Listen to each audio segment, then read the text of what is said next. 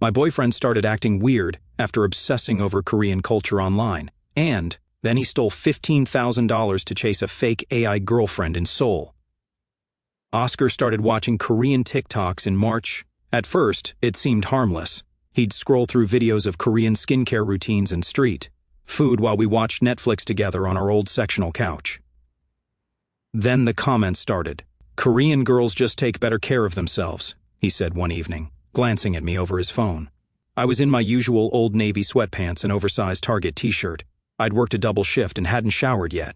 The next week, he started pointing out specific things. "Look how straight her hair is, so shiny," he said, showing me a video of some influencer applying Glossier lip balm. Korean beauty standards are just higher. By April, his phone usage doubled. He'd wake up at 6 in the morning and immediately start scrolling through Watch Her Korean Beauty and Watch Korean Girl hashtags. During dinner at our kitchen table, he'd hold up his phone and say, "See how she does her makeup?"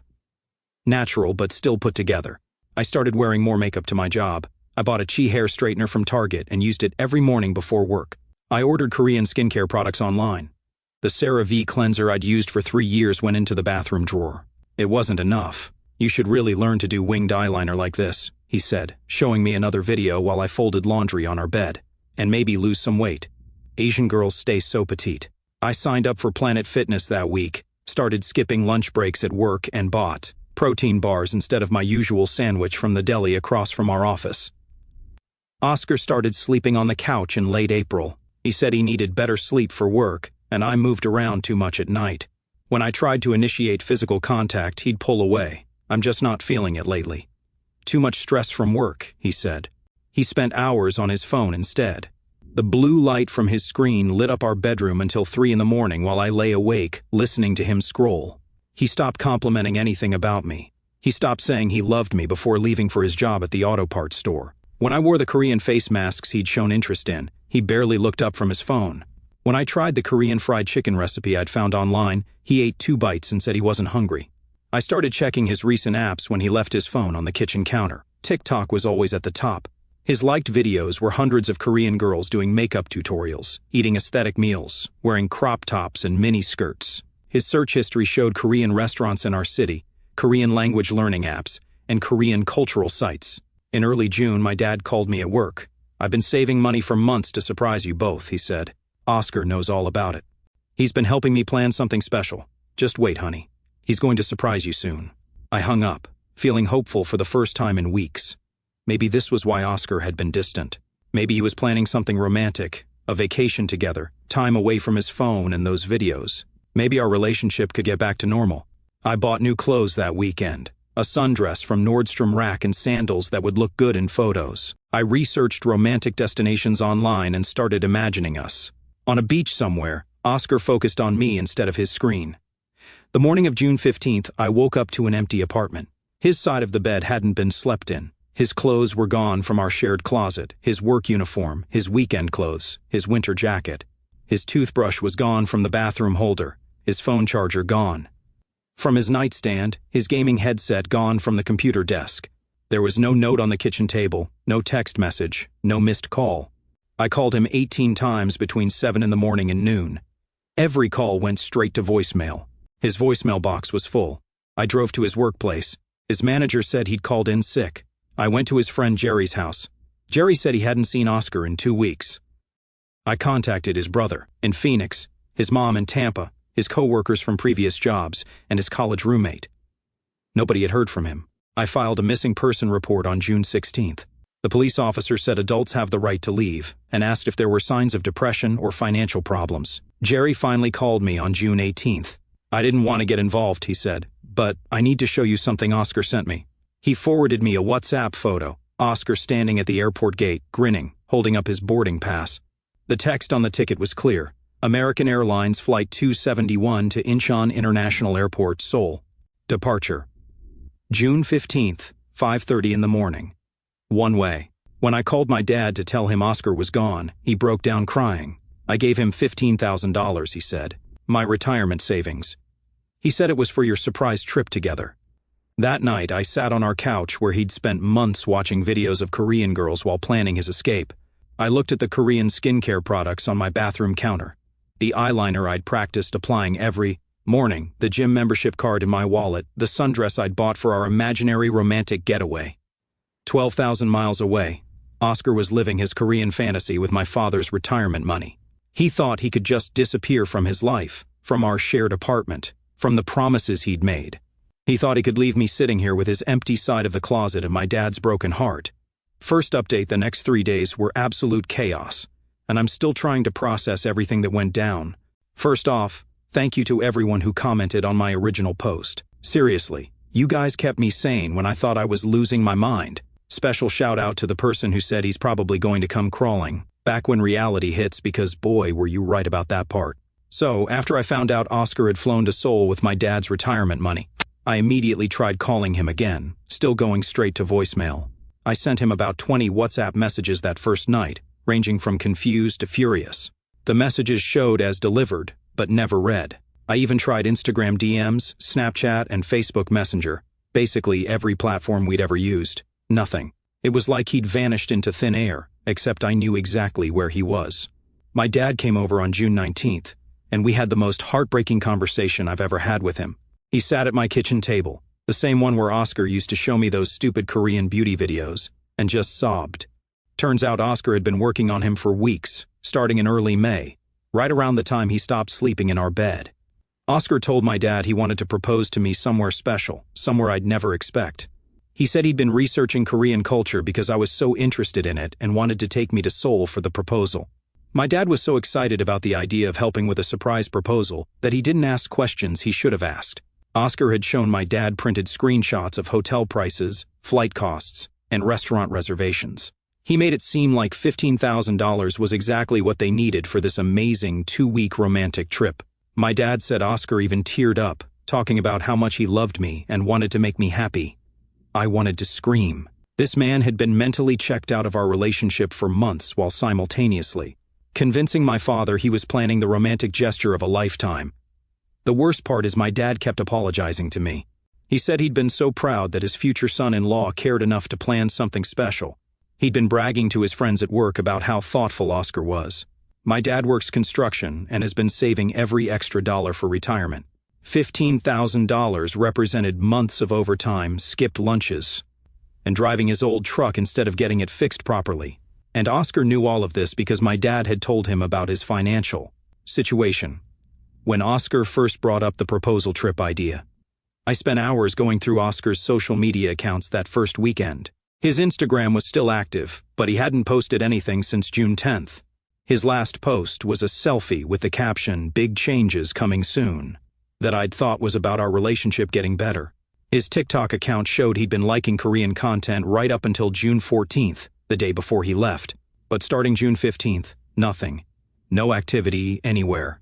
What really pissed me off was looking through his old comments on those Korean beauty TikToks. I'd never thought to check before because I trusted him, but I went deep into his reposts. This man had been commenting on videos for months, not just liking them, actively commenting things like, "so beautiful and perfect skin," and asking questions about Korean skincare routines. One comment from May made me want to throw my phone across the room. He'd written, "My girlfriend should learn from you," on some influencer's morning routine video. But then I found something that made everything click into place. On June 12th, Oscar had commented on a video from some account called Akimi Sun Beauty, saying, "Can't wait to meet you soon." The account had replied, "See you in Seoul," with heart emojis. I clicked on the profile, and it was exactly what you'd expect. Perfect Korean girl, flawless skin, designer clothes, aesthetic, coffee shop photos, the kind of account that Oscar had been obsessing over for months, except something felt off about it. All the photos looked almost too perfect, like they were edited within an inch of their lives. I screenshot everything before the account could disappear or block me. Then I did what any sane person would do. I sent Oscar a WhatsApp message with all the screenshots attached. I told him I knew about Akimi Sun Beauty and that he'd gone to Seoul to meet her, not for any surprise proposal. I told him he'd stolen my father's retirement money for his Korean fantasy girl, and that he was the most pathetic excuse for a human being I'd ever met. I said I hoped she was worth destroying 2 families for. The message delivered, but still wasn't read.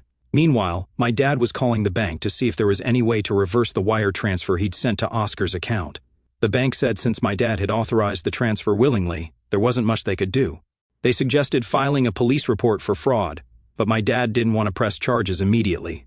Because he still hoped Oscar would return the money voluntarily. My dad is too good for this world. By June 22nd, I was getting calls from Oscar's mom asking if I knew where he was. His family had no idea he'd left the country. His mom said he told them he was taking some personal time to work on things, but hadn't mentioned traveling anywhere. When I told her he was in South Korea, she went silent for like 30 seconds. Then she asked if this was related to his Asian girl obsession that his brother had mentioned to her a few weeks earlier. Apparently, Oscar had been talking to his family about Korean culture and how much better Asian women are at taking care of themselves for months. His mom was mortified. She said she'd noticed Oscar making weird comments about appearance whenever they video called, asking why American women couldn't be more like Korean women. She thought it was just a phase, like when he got obsessed with cryptocurrency last year, or when he spent 3 months convinced he was going to become a personal trainer. But this was different. This time, he'd actually acted on his obsession and hurt real people. The most infuriating part of all this is that I still hadn't heard directly from Oscar. Not one word. It had been a full week since he'd abandoned our shared life and stolen my father's money, and he hadn't even tried to explain himself. I kept checking the Akemi-san beauty account, but it had gone private after I found it. I tried creating a fake Instagram account to follow her, but she wasn't accepting new followers. Then yesterday, something interesting happened. Jerry called me around 8 in the evening and said he'd gotten a weird message from Oscar.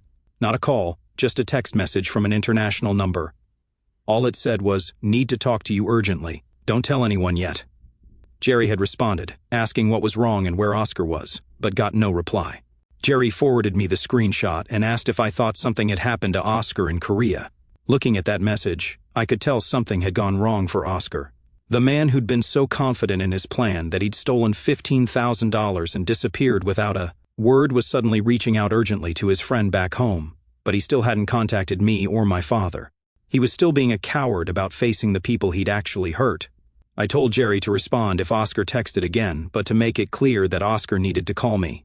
And my dad immediately if he wanted any help with whatever situation he'd gotten himself into. I wasn't going to let him triangulate through his friends while avoiding accountability for what he'd done. Because here's the thing. I have a feeling Oscar's Korean fantasy isn't going exactly how he planned it. And when reality comes crashing down on him, he's going to want to come running back to the life he abandoned. But I'm not the same person who used to straighten her hair every morning, trying to live up to his Korean beauty standards.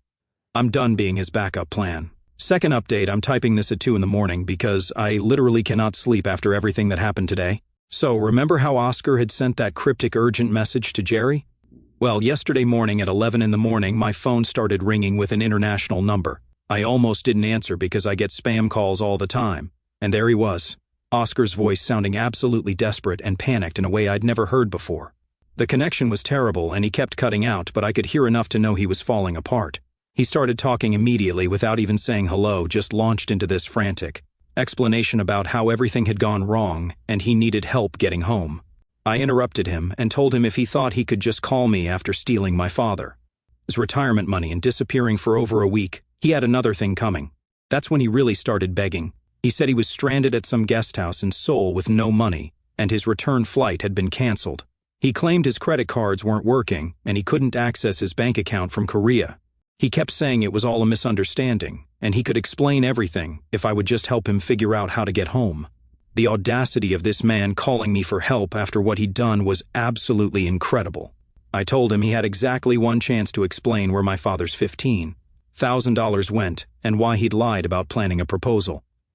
That's when his story started falling apart completely. He claimed he had been planning to propose but decided to scout out Seoul first to make sure it would be perfect for me. He said he'd used the money for a research trip and was planning to bring me back later. When I asked why he'd packed all his belongings for a research trip, he started stuttering and talking in circles.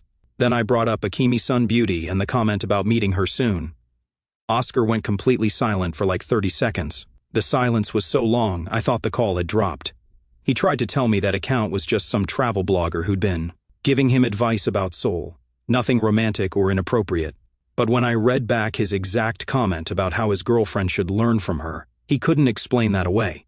He started getting defensive, saying I was twisting innocent interactions into something sinister.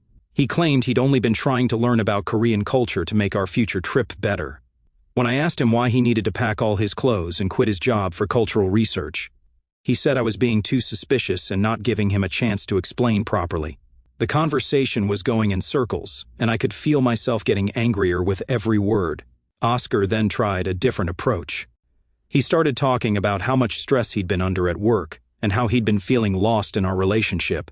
He said seeing Korean culture online had made him realize there were different ways to approach life and relationships, and he'd gotten excited about exploring that with me. When I pointed out that he'd been criticizing my appearance for months while praising Korean women, he said I was misremembering conversations and taking things out of context. Oscar kept changing his story, trying different angles to make himself sound less guilty. First, it was research for our future proposal trip. Then, it was a spontaneous adventure to surprise me. Then, it was work stress making him act irrationally. Every time I cornered him with specific evidence, he'd pivot to a new explanation. He never once apologized for lying to my father or stealing the money. What really got me angry was when he started trying to turn it around on me. He said I'd been obsessed with Korean beauty standards, and he was just trying to understand what I found so appealing about that culture. Can you believe this manipulation? This man had spent months telling me I wasn't pretty enough or thin enough compared to Korean women, and now he was acting like his obsession was somehow my fault. He said I'd been the one buying Korean skincare products and straightening my hair like I'd done that for my own enjoyment, instead of trying to meet his impossible standards. I reminded him about every specific comment he'd made, the time he told me Korean girls stay petite while looking at my stomach after I'd eaten dinner, the morning he showed me a TikTok of some influencer's skincare routine, and asked why I couldn't put that much effort into my appearance, the night he said Asian women just naturally have better hair texture, while I was struggling with the cheese straightener I'd bought because of his comments. Each time I brought up a specific example, Oscar claimed I was exaggerating or that I'd misunderstood his meaning. I finally told him I was done listening to his lies, and he needed to call my father immediately to arrange paying back the money. That's when Oscar completely lost it. He started yelling about how I didn't understand what he was going through and how complicated the situation had become. He said he was in trouble and needed support from his girlfriend, not accusations and demands. He actually had the nerve to say I was being unsympathetic during his crisis. I hung up on him, but Oscar wasn't done. He called back 6 more times that day. I answered the first few because I wanted to give him multiple chances to tell the truth. But each conversation was the same pattern, frantic begging, constantly changing, explanations, and attempts to manipulate me into feeling sorry for him. During the second call, he tried crying and saying he'd made terrible mistakes but still wouldn't admit what he'd actually done wrong. He kept saying things like, "You know I love you, and I never meant," for it to go this far without explaining what it actually was. By the third call, Oscar was trying to negotiate. He said if I could just wire him enough money for a flight home, he'd pay my father back immediately once he got to his bank. When I asked him what had happened to the $15,000 he'd left with, he said it was complicated, and he'd explain everything in person. He promised he'd never ask me for anything again if I could just help him this one time. I told him the only person he should be calling for help was my father, whose money he'd stolen. The fourth call was when Oscar started getting angry at me. He said I was being vindictive and refusing to help someone I claimed to love during a genuine emergency. He said if the situation were reversed, he would have already wired me money without asking so many questions. He tried to make me feel guilty for not immediately rushing to rescue him from whatever trouble he'd gotten himself into. When I pointed out that he'd created this situation by lying and stealing, he said I was being petty and holding grudges instead of focusing on solving the current problem. The worst part was how he kept insisting he loved me and had never meant to hurt anyone. He said his feelings for me hadn't changed, and everything he'd done was supposed to benefit our relationship somehow. When I asked how lying to my father and stealing his money benefited our relationship, Oscar said I was being too emotional to understand his reasoning. He actually told me I needed to calm down and think logically about the situation. That's when my mom got involved. She'd been staying with me since Monday because she was worried about how I was handling everything. My mom had been friends with my dad since their divorce 10 years ago. They get along better now than when they were married, and she was furious about what Oscar had done to him.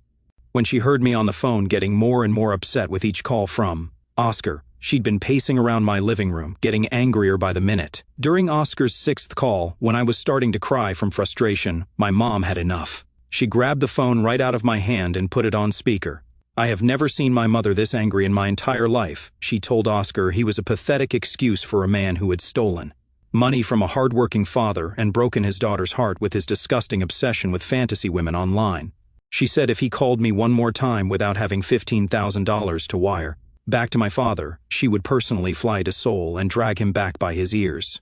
My mom is 5 feet tall and works as a kindergarten teacher, but she sounded absolutely terrifying. Oscar tried to interrupt her and say hello, but she shut him down immediately. She told him she'd heard every conversation he'd had with me that day, and she was disgusted by his attempts to manipulate me into feeling sorry for him. She said she'd watched her daughter lose weight and change her entire appearance, trying to meet his standards. And now he had the audacity to call her for help after abandoning her for some online fantasy. Oscar tried to argue with my mom, saying she didn't understand the full situation and that I was painting him as worse than he really was. He said I was only telling her the bad parts of our relationship and leaving out all the good times we'd had together. My mom shut that down immediately. She told him she'd seen the Korean skincare products he'd pressured me to buy, heard about his comments, comparing me to other women, and watched me skip meals, trying to meet his impossible standards. She said any man who would make his girlfriend feel inadequate while planning to abandon her was beyond redemption. Then my mom started asking Oscar direct questions that he couldn't deflect. She wanted to know exactly how much money he'd spent and on what. She asked him why he'd quit his job if this was supposed to be a short research trip. She demanded to know why he'd packed winter clothes for a summer trip to Seoul. With each question, Oscar's answers became more obviously false and contradictory. When my mom asked him about Akimi Sun Beauty, Oscar tried to claim he'd never heard that name before. My mom told him she'd seen the screenshots I'd taken of his comments and liked videos. She asked him if he thought we were stupid enough to believe he'd forgotten about an account he'd been obsessing over for months. Oscar then admitted he'd talked to some Korean accounts online, but insisted it was purely educational and cultural exchange. The conversation between Oscar and my mom lasted 20 minutes, and I could hear him getting more desperate as she destroyed every excuse he tried to make. She asked him why he needed to meet Korean women in person if he was just interested in cultural education. She wanted to know why he'd lied to my father about planning a proposal instead of just saying he wanted to travel alone. She asked him how stealing someone's retirement savings was supposed to improve his relationship with their daughter. My mom also brought up things I hadn't even thought to mention. She asked Oscar why he'd stopped contributing to our shared household expenses in May while planning this expensive trip. She wanted to know why he'd been so secretive about his phone use if he was just learning about Korean culture. She pointed out that he'd been treating me like a roommate instead of a girlfriend for months while apparently planning our romantic future together. By the end of that call, Oscar was sobbing and admitting that things had gotten more complicated than he'd planned, but still insisting he could fix everything if we just gave him time. My mom told him he had 48 hours to wire the money back or we were involving the police. She said she didn't care what kind of trouble he'd gotten himself into in Korea. That was his problem to solve. She hung up and immediately called my dad to update him on the situation. My dad came over that evening, and the three of us sat in my living room, having the most honest conversation we'd had in years. My mom made coffee, and we spread out all the evidence I'd collected, screenshots of Oscar, his comments, his liked videos, the messages between him and various Korean accounts. My dad admitted he felt stupid for believing Oscar's proposal story without asking more questions. He said Oscar had been so convincing and emotional when talking about wanting to make me happy that it never occurred to him it might be manipulation. My mom pointed out that Oscar had specifically targeted my dad's weakness, his love for me and desire to help with romantic milestones. My dad was especially hurt by how Oscar had used their relationship. Oscar had been coming to family dinners for 2 years, borrowing my dad's tools, asking for advice about work and life. My dad had started thinking of Oscar as the son he'd never had. He'd been so proud when Oscar came to him about planning a proposal, felt honored that this young man trusted him enough to ask for help with such an important moment. But here's where things get really interesting. Oscar called again this morning, and this time he sounded completely different, not desperate or manipulative, just defeated and scared. He claimed someone had scammed him and he'd lost everything, but he still wouldn't give me specifics over the phone. He just kept saying it was worse than I could imagine, and he'd been stupid to trust the wrong person. I told him if he wanted my help understanding his situation, he needed to start by being completely honest about Akimi Sun Beauty and what he'd really gone to Seoul to do. There was another long silence, and then Oscar said something that made everything click into place. He said the person he'd gone to meet wasn't who they claimed to be, and now he was stuck in a foreign country with no money and no way home. He admitted he'd never actually planned to propose to me in Seoul. He said he'd met someone online who he thought was perfect and had convinced himself that meeting her in person would solve all his problems with our relationship. He'd used my father's money to fund what he now realized was a completely delusional fantasy. But something had gone very wrong when he tried to meet this person, and now he was scared and alone and didn't know what to do. That's when I realized Oscar's Korean fantasy had turned into his worst nightmare. And tomorrow he's supposed to call me back to explain exactly what kind of trouble he's gotten himself into, because despite everything he's done to me and my family, I need to know the truth about what happened to those $15,000. My mom thinks I should just hang up on him. But I have to know how this story ends. Final update, guys. I am absolutely dead from what just happened.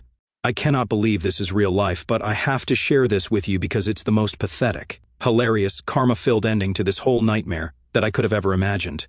Grab some popcorn because this is the most satisfying conclusion you will ever read. So Oscar called me back this morning like he promised, and my mom was sitting right next to me because she wanted to hear whatever excuse he was going to come up with this time. I put him on speaker immediately because I was done with his lies and wanted a witness to whatever manipulation he was about to try. He started talking and I could tell immediately that something was different. His voice was completely broken, like he'd been crying for hours. He said he needed to tell me the complete truth about what had happened in Seoul and why he'd really gone there. He said he was ashamed and humiliated, but he had to be honest because he needed our help getting home.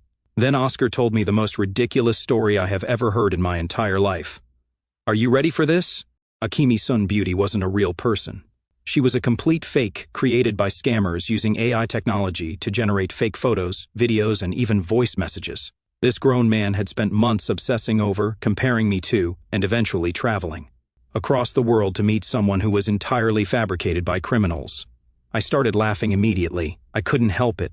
The laughter just bubbled up from somewhere deep inside me, and I could not stop. My mom was staring at me like I'd lost my mind, but I was cackling. This man had destroyed our relationship, stolen my father's retirement money, and abandoned our shared life for a fake person created by scammers with computer software. Oscar kept talking while I was laughing, trying to explain how it had happened. He said Akimi Sun Beauty had started direct messaging him in early May, sending photos and videos that looked completely real because they were generated using AI face-swapping technology. The scammers had even sent him voice messages that sounded like a real Korean girl speaking English, but it was all artificial. They'd had detailed conversations about Korean culture, with her complimenting his appearance and telling him he was handsome and interesting. She'd said she was looking for an American boyfriend and thought he was perfect. They'd been talking every day for weeks.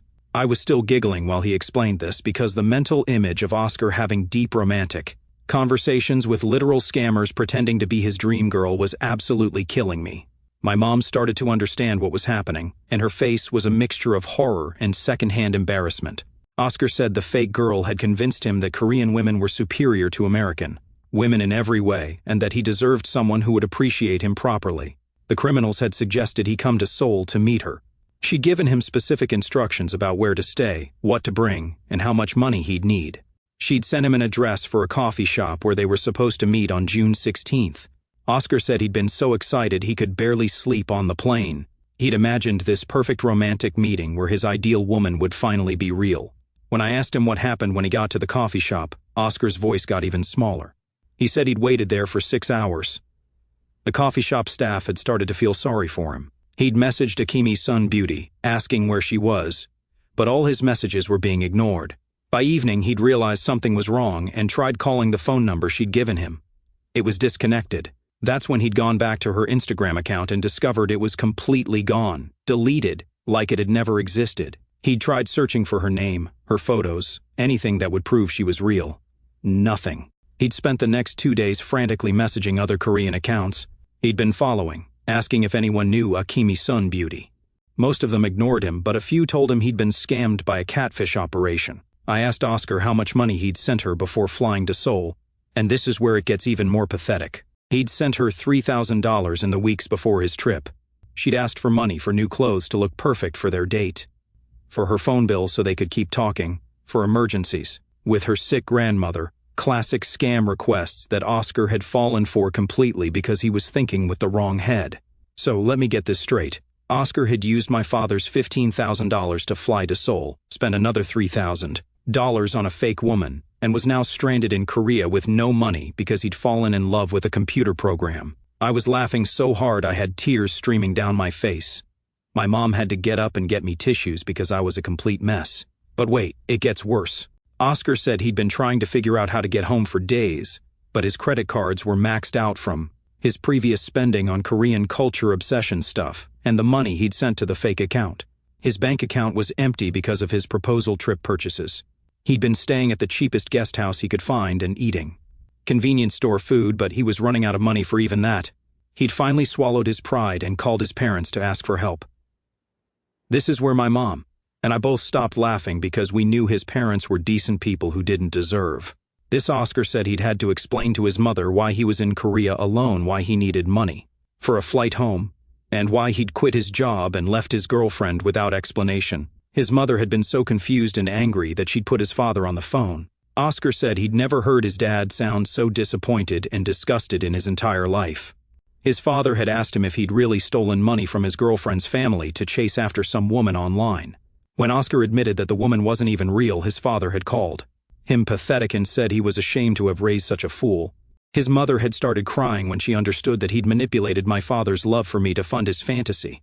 His father had said Oscar was a disgrace to their family. They'd agreed to wire him money for a flight home, but only so they could deal with him face to face. But here's the best part. Oscar's parents had called my parents.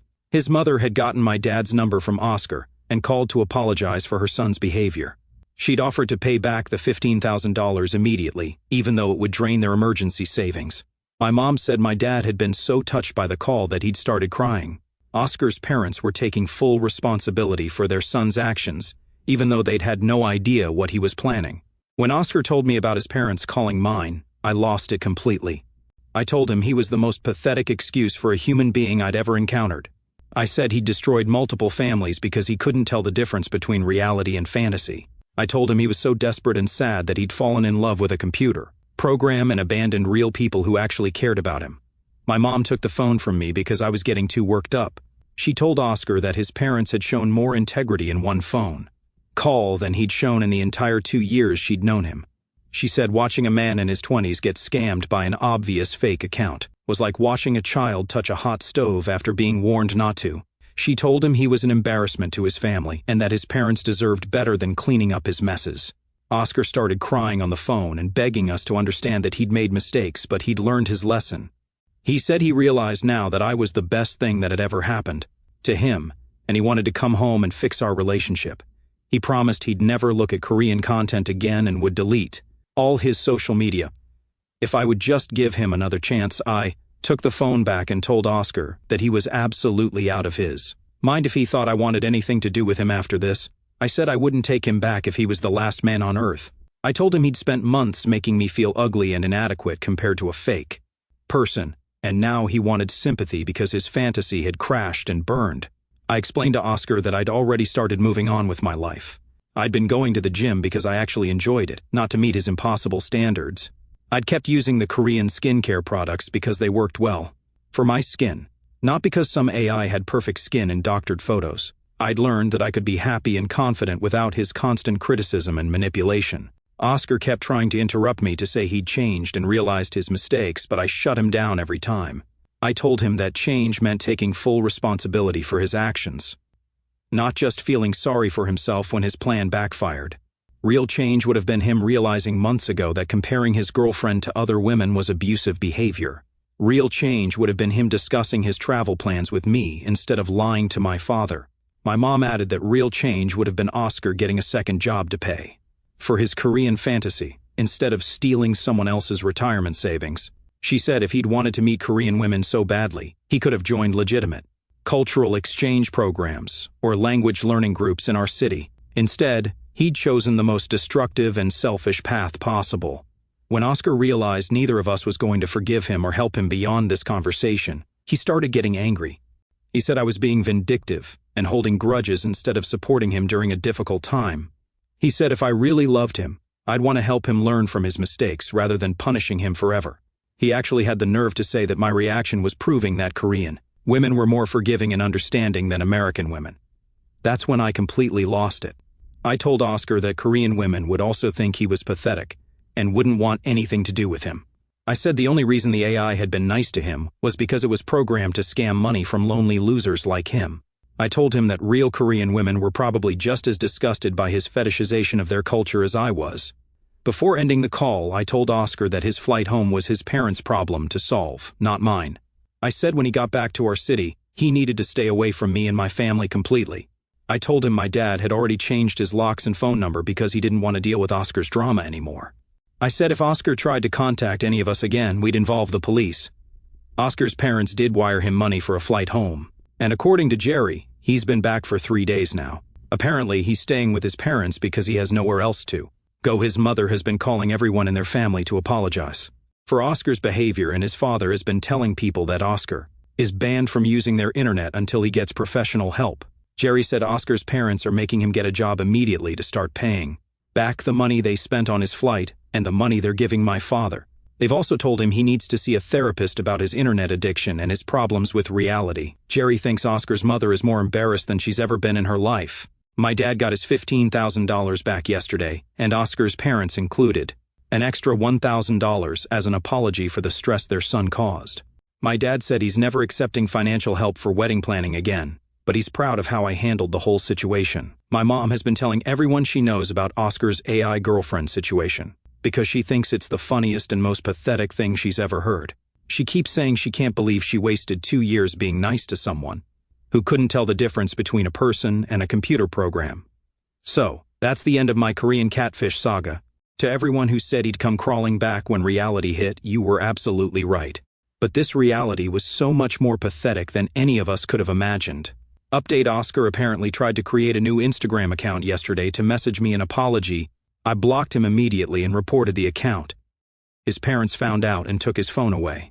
A grown man had his phone taken away by his parents because he can't stop trying to contact the woman he abandoned for an AI. I cannot with this.